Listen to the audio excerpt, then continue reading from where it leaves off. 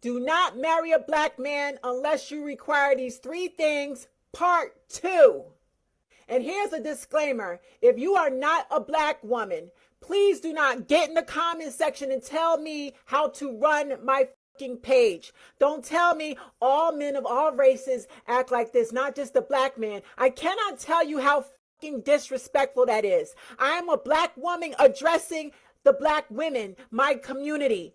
Now you can scroll through my page. I have thousands and thousands of videos where I'm addressing all women of all races and all ethnicities. But to come on my page and tell me what to fucking do, and all men is this, is white men do it too, Hispanic women do it too.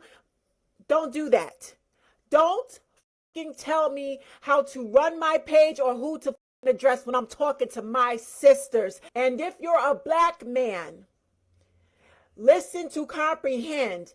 I am talking about abusive, womanizing black men, narcissistic, sociopathic black men. If it doesn't apply to you, scroll. But if your gets in my comment sections, then you're telling on yourself, and you're the very man that I'm talking about. You're the abuser. Stay the out my comments if it don't apply to you.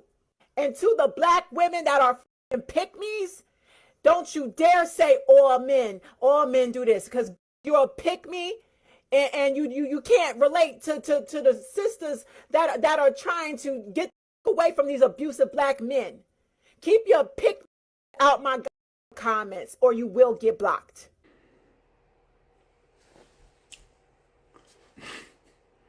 Welcome back to the channel. So you see the information on the screen, so you know what I'm about. So let's get to it. And just to let you all know, there is more to come, probably another minute and a half where she's actually going to get to her point. But one of the reasons why I stopped it right here was I really just wanted to make a point, right? And she might say I'm one of those people because she was talking about black men that fall in her comments. Well, I'm not in your comments, boo. I'm actually on a whole nother platform. And while I do understand her point, because I do think that there's a huge difference between listening to someone to actually stir up your emotions and then listening to try to figure out what they're saying. And I do, even in the 1.5 minute or so where she was talking, I can feel a little bit of her anger, and I kind of understand it because what she's saying is this is what she has gone through. She kind of made a mention of that, right? She did talk about that. She was just like, some of these men out here, and they've done this and this and this. So it's letting me know this has happened to her, or it might even have happened to one of her friends. So from that point, my heart goes out, right? Because as Christians, that's part of what we're, called to do. However, remember also what the Bible talks about.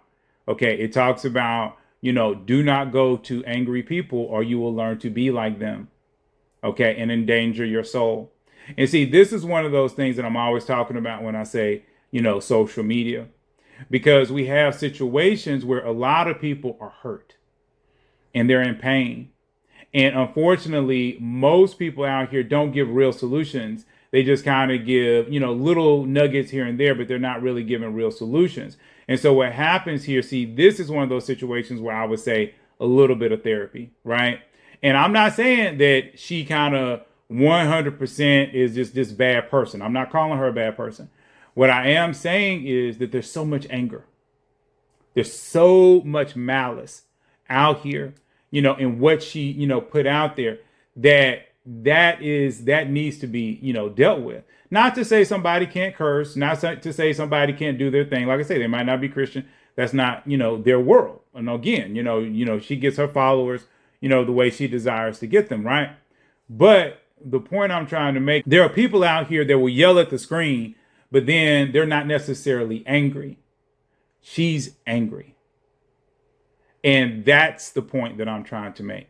And when you're dealing with high levels of anger, that's never a good thing, right? And then you have to watch that when you're out here dealing with different people. But I do agree with the fact that, people have their channels and, people can kind of, cross-pollinate because they're very curious or they're interested in what other people of other races and cultures have to say. Now, what I would tell her, and she might not be as instinct type, because you guys always know I'm talking about instinct type. And I do find that a lot of people on TikTok aren't as instinct as people out on YouTube. However, comments, it just comes with it. Like I've said before, I've gotten a lot of comments where people have, told me all types of, things. But then every once in a while, I'll have someone to give me a thumbs up, and they'll even say, hey, this video helped me. It blessed me, blah, blah, blah. So you're going to get both, in the comments. The comments are not always going to be a blessing to you. That's the whole point of being out here. And that is the power of the commenter.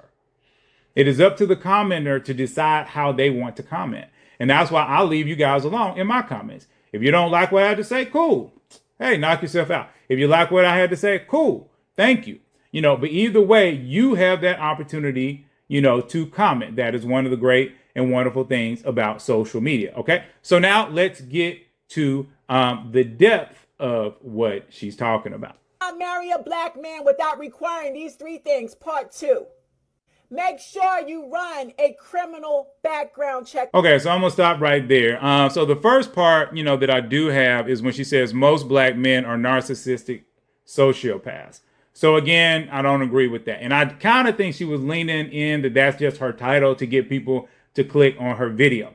All right. So I do believe that. But the fact that she put that out there like that, that's one of the issues with the gender war and different things like that, because that draws attention. People want to watch the video.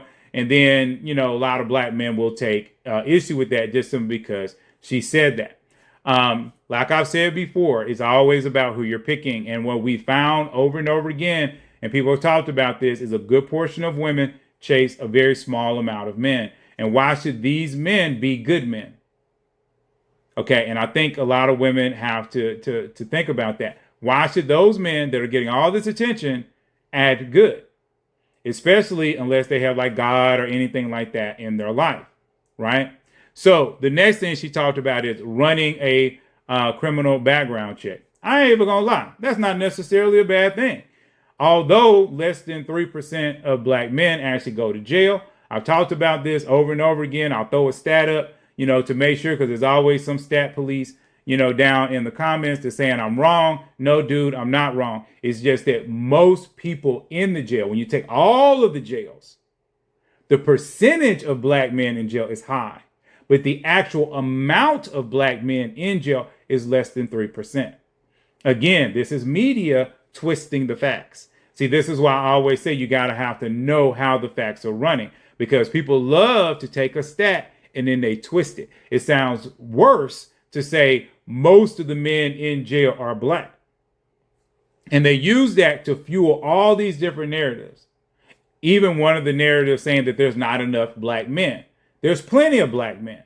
Okay, I've done so many videos on it. There are approximately 83 black men, single, straight, got their life together, for 100 single, straight black women. Of black men in the age group of about 25 to 54 in comparison to black women is actually 83 to 100. Now, if the black women don't want to choose those black men, that's on them. And then the argument can come, well, hold on, that's still 17 men missing. It really doesn't matter. I'm letting you know, 17 women, they're at home. They're not going to put on a dress. They're not going to leave their house. They're going to let Amazon, and DoorDash deliver all their food. They're not even in the game. All right. So let's stop complaining and let's go out there and get it. All right. And there's plenty of men out there if you choose wisely. There's women all the time, that find, really great men. You have men out here, even on social media, that are speaking good things, that are doing good things, that are single. So again, as a black woman, why haven't you tried to talk to one of them? That man is a representation probably of several thousand men in your city. Y'all know I'm here in Atlanta. My main group is here in Atlanta. A lot of the men that come out, Christian, have a good job, don't have babies, no baby mama drama, want to get married. Okay. All of these things, various heights. I think the shortest guy in our group, we did have one guy that was 5'2", but I think the average height in the group is about average height, about 5'9", 5'8", 5'9". But we have guys that are 6 foot. We have guys that are taller than 6 foot. So it's all about, again, what you're looking for. So you can't constantly push this narrative of, oh, okay, well, I can't get what I want. Okay, you've got to put yourself in situations to get what you want. You have to position yourself, as we talk about in CSC. Now, again, I'm not against a woman running a background check. I think everybody should run a background check. Okay, I just think that that's smart. Okay, I don't think that that has to do with him being narcissistic. I just think that that's just a reality. Okay, but most black men have never been to jail. And again, if she is running into black men that are running into jail, remember we talk about energy. Your energy goes before you. And this is why I'm always saying it takes work to get out of that energy. So if a woman is only running into narcissistic men, if she's only running into men that have gone to jail, okay, that is an energy. So she's bypassing black men that have never had that issue. And she's locking in on, men that do. And like I said before, a lot of the women that I run into, they have the same energy. Why? Because my energy goes before me. I generally don't run into women, okay, that have ever been to jail. I generally don't run into a lot of women that have done a lot of drugs. I don't run into these women. Every blue moon, I might date one, but it's rare.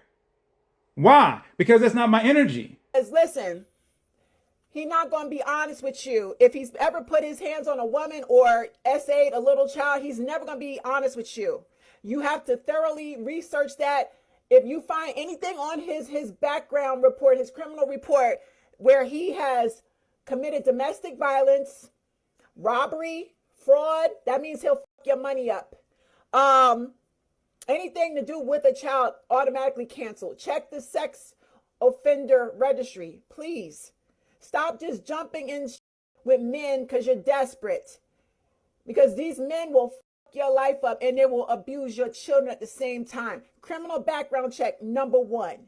Number 2. Okay, so another thing that I want to talk about here too, especially for the younger generation, those 35 and under, is that if you don't have a lot of this drama, you really don't want to deal with too many people that have a lot of drama. That is extremely important. Okay, because again, as you start to deal with more drama, you bring that drama into your energy, and then now that new energy, kind of goes before you. So a lot of the stuff that she was talking about, I actually, agree. You don't want, people that do all these things. Now, I do agree, and she didn't want me to say this, but, there are, lots of other races, that do that kind of stuff too. And the reason why I have to say that on this channel is just simply because I know a lot of people, they want to jump and they want to date, outside of their race and different things like that. But this is also why you don't want to ever be desperate. Like she talked about being desperate. See, I'm always looking at those little, words and sentences that people drop out, but they don't focus on. And you notice that that's really where the background is. That's where the history is. That's where the information is. And so when you're in a desperate situation, now you're putting yourself in a situation where you're opening yourself up to drama and you're opening yourself up to problems. And this is why, you always want to make sure that, you're taking care of yourself and you're doing everything you can. And this is why I'm always saying, push yourself to be your best, push yourself toward 10. Don't be satisfied with just being a 5 out of 10 or a 6 out of 10 when you can be an 8 out of 10 or a 9 out of 10 if you know it's within your power. You need to find out how many times has a nigga been married. If he has other wives and children in other states. Men will up and leave and move to a whole nother state and start a whole new life with a woman, and she will not know nothing about his past. Here he's been married 3, 4, 5 times and he's got kids spread everywhere. Baby, you better check the clerk's office. You better check the registry for marriage, divorce, all that in other states. Don't marry a fucking man that has been living a double and triple life for the past 10, 15 years and you don't know nothing about it. Number 3. Now, I actually have to put a stamp on this one because, I've already watched this video and this was the one I liked the most. And I'll be honest, this was something that, honestly, I just thought people did, but evidently they don't.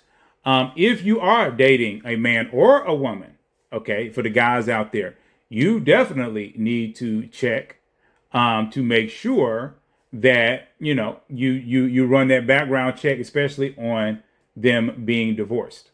Okay. or how many marriages they've been in. Now, I 100% agree with that, because what happens a lot of times, and I'm gonna be real, because I'm generally talking about men and women that are doing decent. I don't always look at the lowest common denominator, because I'm always trying to get black people to rise up, and anybody else, Latinos and Asians and everybody else, to rise up. We need to rise up. We don't need to stay at the bottom. And what you will find is that a lot of men and women that are in decent lives, living decent middle class type lives, they cheat. And not all of them, but many of them, right? And they get away with it. Now, a lot of men are bold about it. They'll just tell the woman straight up, that I got a wife, and that, it's okay for you to be my mistress and I'll take care of you, blah, blah, blah. But, a lot of women might not do that. All right. Because they don't want no drama. So it just depends upon how the woman is, what she's going through, and how this particular wife in this situation, the relationship with her husband. Right. So no matter what the situation is, that does happen. Now, I don't encourage anybody to be dating or in a relationship with anybody that is married. Okay. I don't care if they told you. I don't care what's going on. I don't care how attractive they are. I don't care what it is. Okay. This, again, is not no romantic movie, no romantic comedy. Okay. It's just going to end bad for you.